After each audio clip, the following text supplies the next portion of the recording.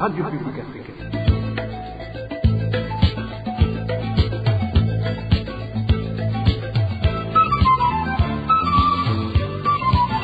Radio Publique Africaine.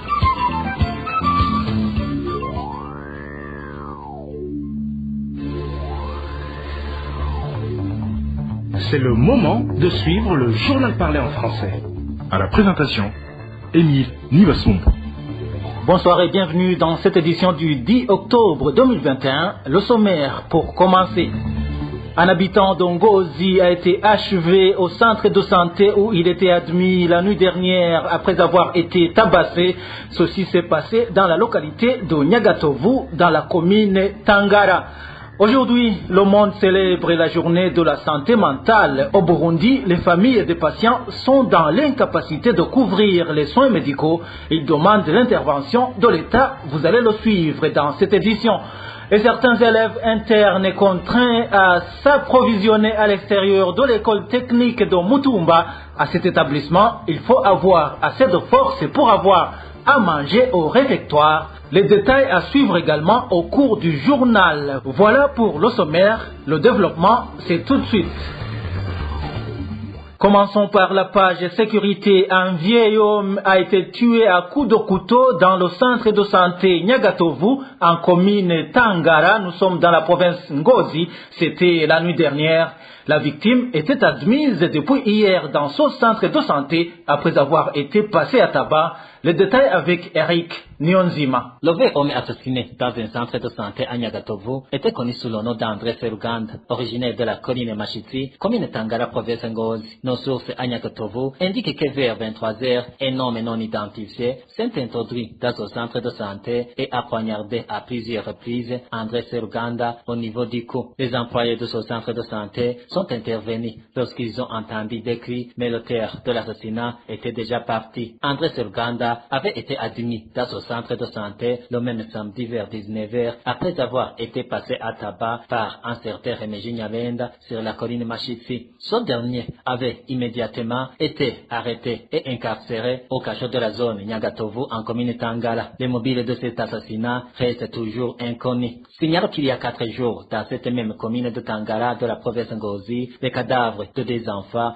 ont été découverts enterrés sur la colline Yaga, zone Musenyi. Les 2 victimes étaient portées disparues depuis 2 jours. 4 personnes ont été arrêtées pour des réseaux d'enquête. Nous n'avons pu joindre l'administrateur de Tangara, Salvatore Hanyagamagara, pour donner des éclaircissements sur l'assassinat d'André Seruganda. Malgré l'abolition de la peine de mort au Burundi, des assassinats et d'autres crimes continuent d'être commis dans le pays. Ceci préoccupe l'organisation ACAT Burundi alors que le monde célèbre aujourd'hui la journée contre la peine de mort. L'action des chrétiens pour l'abolition de la torture au Burundi rappelle également que malgré l'abolition de cette peine dans le pays, elle est reconnue dans le code militaire. Maître Jean-Claude Niburumunsi, c'est le chargé du département juridique à la CAT Burundi. Le monde entier renonce progressivement aux exécutions judiciaires car depuis 1979, plus de 70 pays ont aboli la peine capitale pour tous les crimes ou pour les crimes de droit commun seulement. Mais plus de 140 nations ont aboli la peine de mort en droit ou en pratique. Seule une poignée de gouvernements procède encore à des exécutions judiciaires chaque année. ACAT Burundi se réjouit que le Burundi fasse partie des États qui aient déjà aboli la peine capitale depuis la promulgation de la loi du 22 avril 2009 portant révision du code pénal. Toutefois, l'ACAT Burundi regrette que le code pénal militaire burundais reconnaît toujours la peine de mort même si elle n'est pas mise en application. Elle n'est même pas prononcée par les juridictions militaires. En outre, bien que cette abolition ait eu lieu, ACAT Burundi demeure préoccupé par le phénomène des cas de disparition forcée, d'exécutions extrajudiciaires, des cas d'assassinat qui sont devenus monnaie courante au Burundi depuis la crise de 2015. Plus alarmant encore, ACAT Burundi assiste au phénomène récurrent des corps sans vie découverts à divers endroits comme dans les rivières, les buissons, et ces corps sont enterrés sans qu'il y ait des enquêtes ou des identifications. Et les agents de l'État, et leurs complices, sont pointés du doigt par les organisations de défense des droits humains comme étant des présumés auteurs de ces exécutions, et cela en toute impunité. Ainsi, dans la seule année de 2020, les organisations de la société civile ont rendu public au moins un rapport dénombrant plus de 368 assassinats. La commission d'enquête des Nations Unies sur la situation des droits de l'homme au Burundi, mise en place en 2016, a constaté également ce phénomène dans les différentes publications et le rapport définitif produit en septembre 2021 soulève également ces crimes. La CAT Burundi demande au gouvernement de protéger tous les citoyens sans distinction et que les droits humains soient respectés. À ce jour, CAT Burundi voudrait attirer l'attention de la communauté internationale, régionale et nationale sur ce phénomène galopant de peine de mort déguisée en disparition forcée ou exécution extrajudiciaire, qui a endeuillé un bon nombre de familles et a poussé un bon nombre de Burundais à s'exiler dans les pays limitrophes ou ailleurs dans le monde. Pour ce fait, ACAT Burundi recommande au gouvernement du Burundi d'assurer pleinement la sécurité de la population burundaise en mettant immédiatement fin au phénomène de disparition forcée de corps sans vie enterrés à la hâte, à l'été de poursuivre en justice tous les auteurs de crimes qui endeuillent toujours la population et de ratifier le deuxième protocole facultatif se reportant au pacte international relatif aux droits civiques et politiques et visant à abolir la peine de mort afin de rendre solide l'arsenal juridique en matière de l'abolition de la peine de mort. Jean-Claude Niburumunsi, il est chargé des questions juridiques au sein de la CAT Burundi. Tout de suite, nous parlons éducation. RPA.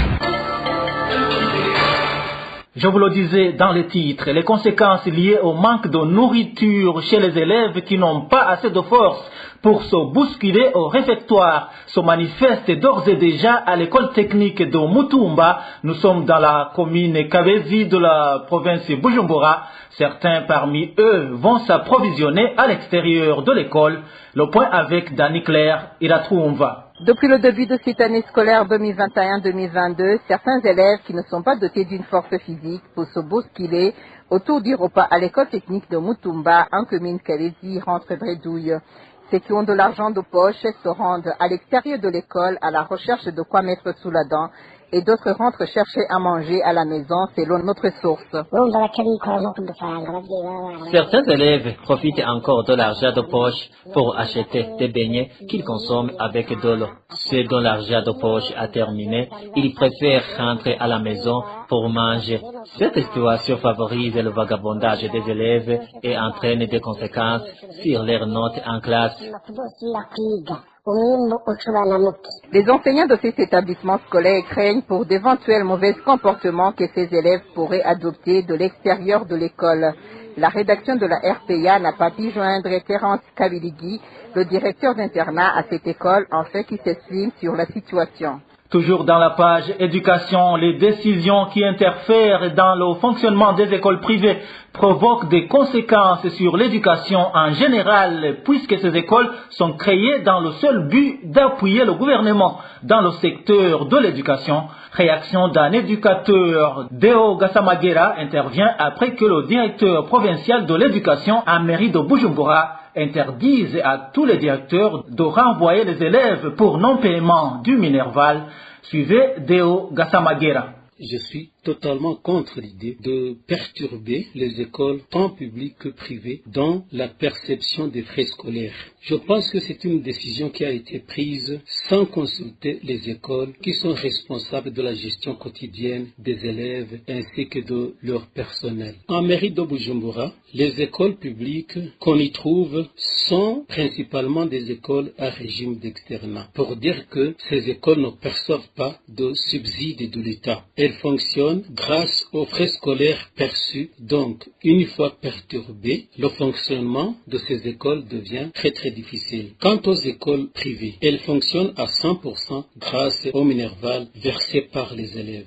Si donc on empêche aux écoles de renvoyer les élèves qui ne payent pas les frais scolaires, ça veut dire que l'économie de ces écoles sera perturbée et donc certaines risquent de fermer leurs portes. Parce qu'il y a des parents que je qualifierais d'irresponsables qui ne vont plus honorer leurs engagements vis-à-vis de ces écoles privées. dans le domaine de l'éducation, l'initiative privée est là pour appuyer l'action gouvernementale. Cette mesure donc risque de décourager ceux qui voulaient investir dans les écoles privées et dont, à un moment donné, le gouvernement risque de ne pas contenir le nombre des enfants qui vont à l'école primaire et à l'école secondaire qui va croissant d'année en année. Deo Gassamagera, c'est également un ancien directeur d'un établissement scolaire au Burundi.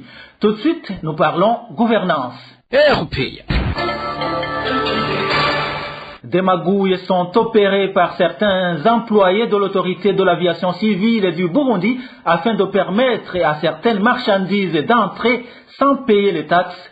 Mardi dernier, le chef de section au sein du service de sécurité, incendie et sauvetage a été attrapé en flagrant délit avec un bagage d'un passager pour échapper au contrôle selon les agents de l'aéroport international Melchior Ndadaye.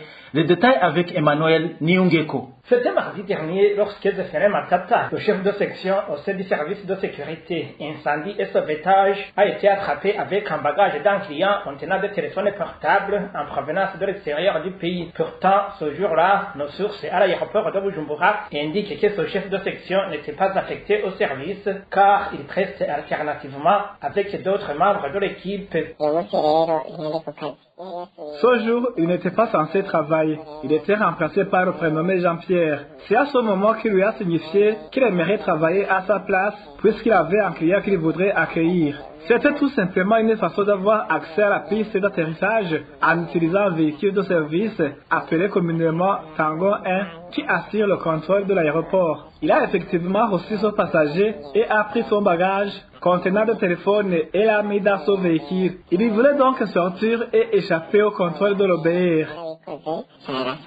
Entre-temps, renommé Zefere Matata ne savait pas qu'il y avait des gens qui suivaient ses mouvements. Paradoxalement, bien que le bagage ait été saisi, le dossier a été classé sans suite. Les travailleurs de l'autorité de l'aviation civile sont alors frustrés par le fait qu'au début de ce mois d'octobre, 3 employés de la société Burundi Airlines ont été chassés dans leurs fonctions pour la même infraction. 2 gens qui le surveillaient ont livré les informations et son bagage lui a été retiré. Nous ne savons pas si c'est parce qu'il soit le représentant des membres du parti CNDD-FDD au sein de l'autorité de l'aviation civile, mais nous avons été surpris par le fait qu'il a été vite libéré. Pourtant, les employés de Burundi Airlines qui ont été aussi accusés d'aider certains commerçants à échapper au contrôle ont été virés. Nous sommes donc étonnés du fait que les responsables de l'aéroport, y compris même son chef de section, puissent être complices de telles magouilles. À ce propos, la rédaction de la RPA n'a pas pu joindre Zefere Matata, le chef de section au sein du service de sécurité, incendie et sauvetage qui est pointé du doigt, encore moins Joël Murabayaga, nouveau patron de l'autorité de l'aviation civile du Burundi, en remplacement d'Emmanuel Habimana depuis le 30 septembre dernier. Quittons l'aéroport de Bujumbura pour nous rendre à la frontière de Kobero où la police est accusée de faire payer les pots de vin à tout voyageur, ceux qui se rendent régulièrement dans les pays voisins du Burundi en passant par Muyinga, demandent aux autorités hiérarchiques de rappeler à l'ordre ces policiers. Les détails avec Elvis Niomungere. Ils sont complices entre 5 et 20 000 chez les Tanzaniens. Tel est le montant que ces policiers burundais guidés déjà tout passant pour permettre d'aller de l'autre côté de la frontière. Si on fait les calculs, c'est déjà compris entre 8 et 30 000 fois burundais. C'était voiture qui passe ici, cette frontière de Kobero affirme que ces policiers ne se cachent même plus pour demander ce pot de vin, comme en témoigne celui-ci qui s'est entretenu avec la RPA. Je quittais le Burundi à destination du Kenya en passant par la frontière de Kobero. À la première entrée sur laquelle on fait les contrôles pour voir si tu as fait le test de la Covid-19, je leur ai donné mon certificat de test de la Covid-19. Mais comme il y avait beaucoup de personnes, la police a fait d'abord sortir tous ceux qui étaient à l'intérieur. Par la suite, ils ont procédé à la vérification des autres documents. Celui qui a pris mon passeport là peut été dans tous les sens, et puis il a fait la même chose pour ma carte jaune. Après ça, il m'a remis mes documents et m'a dit de bien les compléter. C'est ainsi que j'ai demandé à un garçon qui était là comment on faisait pour compléter les documents. Et ce dernier m'a révélé que quand les policiers burundais te disent cela, c'est qu'ils veulent 20 000 shillings. Donc j'ai pris cet argent et je l'ai mis dans mon passeport avant de le remettre aux policiers.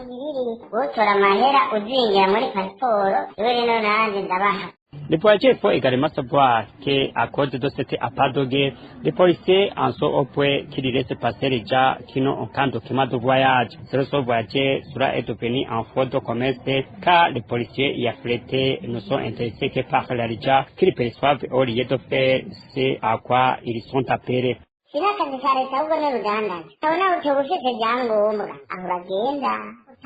En fait, on dirait qu'ils ne travaillent plus pour le gouvernement. Ils sont franchement devenus des commerçants. Même quand tu n'as pas de documents, tu peux traverser la frontière. Il te suffit simplement de leur donner 40 000 shillings.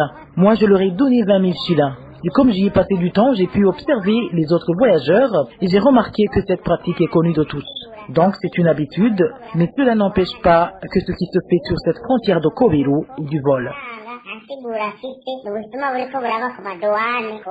Pour le moment, ces voyageurs craignent que ce comportement contribue à propager la COVID-19 vu que ceux qui n'ont pas de certificat d'État qu'ils ne sont pas apportés de cette pandémie passent la frontière après avoir citoyé ces policiers.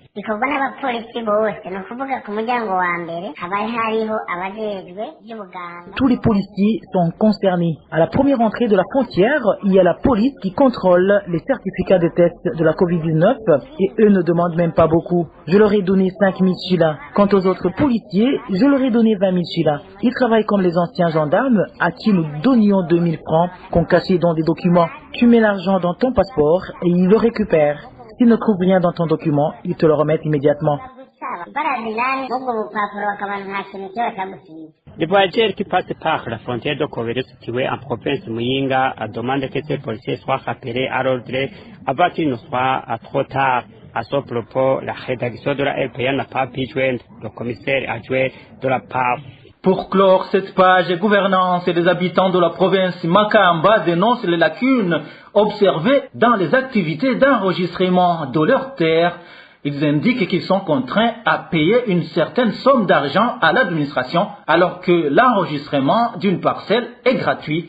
Les détails avec Éloge Divin Remesha. Les enregistrements des terres en province de Makamba sont en cours dans toutes les communes de cette province. Certains habitants qui se sont entretenus avec la RPA s'indignent du fait qu'ils sont obligés de payer une somme de 10 000 francs burundais pour un travail censé être gratuit. L'explication qui leur a été donnée est que cet argent serait destiné au développement de leur province. Cet habitant témoigne. En principe, les enregistrements de parcelles devraient être gratuits, mais comme actuellement il y a un bureau provincial en cours de construction, les habitants sont contraints de payer 10 000 francs burundais pour pouvoir enregistrer leurs parcelles. Ils disent aux habitants que ces 10 000 sont destinés aux travaux de finissage de ce bâtiment. Cela est illégal. Pourtant, celui qui ne paie pas ces 10 000 francs burundais ne peut pas obtenir un certificat d'enregistrement. À côté de cela, certains habitants de la province de Makamba dénoncent aussi le comportement d'un groupe de gens appelés Abasuzuni qui empochent des pots de vin et concèdent des terres aux propriétaires alors qu'ils ont été mis en place pour aider dans la résolution de certains conflits fonciers. C'est un groupe de 7 personnes choisies sur chaque colline. Parmi les membres figure le chef collinaire et son adjoint. On nous dit que les membres de ce groupe appelé Abasuzumi sont choisis dans le voisinage pour aider à trancher une fois qu'un litige survient lors de l'enregistrement d'une parcelle. Mais la réalité sur terrain est autre car ils utilisent leur statut pour demander des pots de vin à celui qui se proclame propriétaire d'une parcelle qui fut en litige et dont la justice a déjà tranché en sa défaveur. Une fois l'argent empoché, ils jurent devant le comité d'enregistrement que, après enquête, ils ont trouvé que la personne qui se dit lésée avait finalement raison et que la parcelle devrait lui revenir. Ce qui nous étonne souvent, c'est que leurs fausses déclarations sont souvent tenues en compte, alors que ces gens dénommés Abasuzuni n'ont pas le droit de contester une décision rendue par la justice. Les habitants de Makamba demandent qu'il y ait une inspection afin de suivre de près cette activité d'enregistrement des terres, une activité qu'ils trouvent émaillée de plusieurs irrégularités. À ce propos, la rédaction de la RPA n'a pas réussi à joindre par téléphone la gouverneure de Makamba, Françoise Ngodirazana. Dans un instant, nous parlons de la journée mondiale dédiée à la santé mentale. RPA. Le 10 octobre de chaque année, il y a célébration de la Journée mondiale de la santé mentale. Il s'agit d'une journée consacrée à la sensibilisation de l'opinion publique sur les questions de santé mentale et de mobiliser les énergies en faveur de la santé mentale. Elle a été célébrée pour la première fois en 1992. Le thème retenu pour cette année est le respect des droits. Cette journée dédiée à la santé mentale trouve les familles qui ont des membres présentant des troubles psychologiques au Burundi dans l'incapacité de s'acquitter des soins médicaux. Elle demande l'intervention de l'État. Le point avec Francine Mahoro. Les familles qui possèdent des membres malades mentaux au Burundi font savoir que garantir les soins de santé est très difficile, voire impossible dans la mesure où les frais sont excessifs. Certains indiquent qu'ils préfèrent donc garder ces malades à domicile. Les d'entre eux témoignent.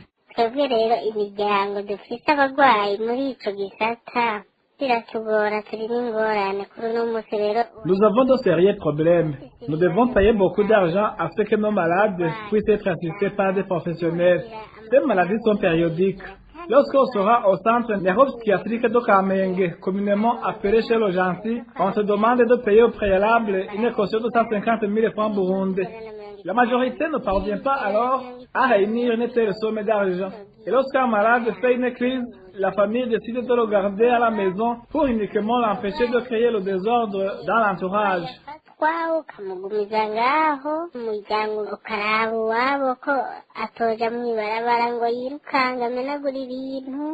Ces familles demandent aux autorités du pays de s'impliquer davantage dans la prise en charge de cette catégorie de personnes. Nous demandons au gouvernement de décider la gratuité des soins des malades mentaux, comme c'est le cas pour les personnes qui ont contracté la tuberculose ou le VIH-Sida. La Fédération mondiale pour la santé mentale indique qu'entre 75 et 95% des personnes souffrant de troubles mentaux dans les pays à revenus faibles de le Burundi n'ont aucun accès aux services de santé mentale. Parlons toujours santé mentale et en clôturant cette édition, un nombre important de réfugiés burundais du camp de Nakivale en Ouganda font face aux problèmes de santé mentale, une situation consécutive à la vie dure qu'ils mènent dans ce camp. La plupart d'entre eux trouvent refuge dans des boissons alcoolisées et dans d'autres drogues. Le point avec Eloge Kwizera. Ils sont repérés dans toutes les catégories et toutes les tranches d'âge. Les réfugiés burundais du camp de Nakivale en Ouganda qui connaissent de troubles mentaux. Ils sont parmi les pères de famille, les mamans, mais aussi chez les jeunes. Il y en a qui aujourd'hui ne portent plus d'habits comme le témoignent ces réfugiés.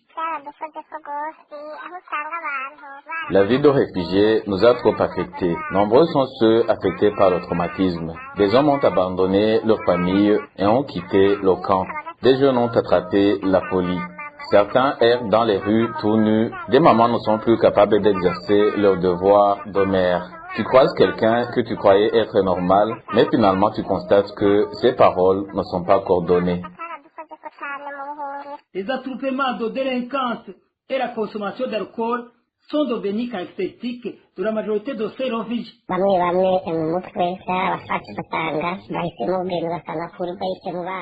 Pour éviter de passer toute la journée en face des enfants affamés, certains pères de famille préfèrent passer la journée dans des attroupements de distraction. Il s'ensuit la consommation de boissons locales trop fortes. Ils évitent ainsi le stress. Ils en fassent petit à petit une habitude pour finalement devenir leur nature. Les jeunes, eux, y ajoutent la consommation de stupéfiants. Nombreux ont été affectés.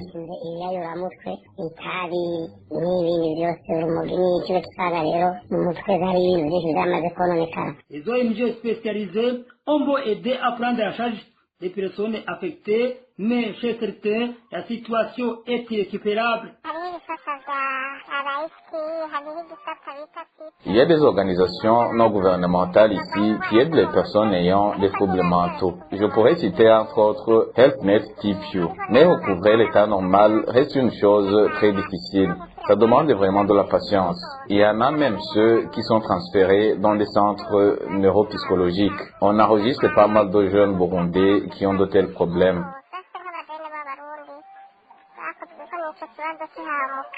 Aujourd'hui, l'Ouganda est devenu le deuxième pays de la sous-région qui reste avec un grand nombre de réfugiés burundais après la Tanzanie.